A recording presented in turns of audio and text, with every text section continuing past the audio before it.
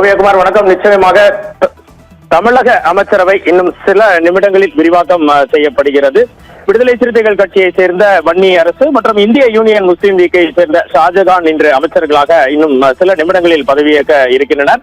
தமிழக முதல்வர், தமிழக வெற்றி கழகத்தின் தலைவர் ஜோசப் விஜய் ஆளுநர் மாளிகைக்கு வந்துவிட்டார். இன்னும் சில நிமிடங்களில் ஆளுநர் அர்லேக்கர் வந்து இந்த புதிய அமைச்சர்களுக்கு பதவி பிரமாணமும் ரகசிய காப்பு பிரமாணமும் செய்து வைக்க இருக்கிறார். தமிழகத்தில் முதலமைச்சர் ஜோசப் விஜய் தலைமையிலான அமைச்சரவையை மேலும் வலுப்படுத்தும் விதமாக கூட்டணி கட்சிகளைச் சேர்ந்த முக்கிய தலைவர்கள் இருவர் இன்று புதிய அமைச்சர்களாக பதவியேற்கின்றனர்.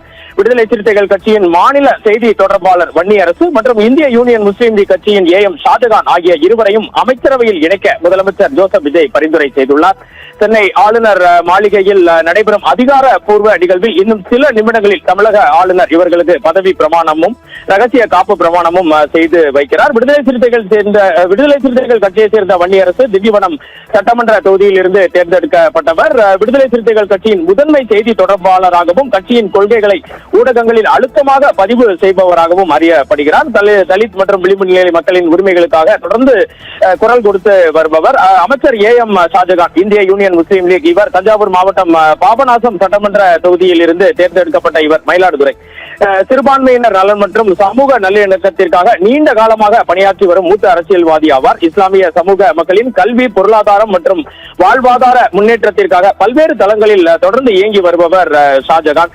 இதற்கெல்லாம் மேலாக திமுக கூட்டணியில் இந்த இரண்டு கட்சிகளும் தொடர்ந்து பயணிக்குமா என்ற $1 மில்லியன் கேள்வியும் தற்போது எழுப்பப்பட்டிருக்கிறது. விடுதலை சிறுத்தைகள் கட்சியின் தலைவர் தொல் திருமாவளவன் நேற்று செய்தியாளர்களிடம் பேசும்போது இன்னும் 2 தினங்களில் இது குறித்த ஒரு விரிவான தகவலை பத்திரிகையாளர்களிடம் பதிவு செய்வதாக கூறி இருக்கிறார்.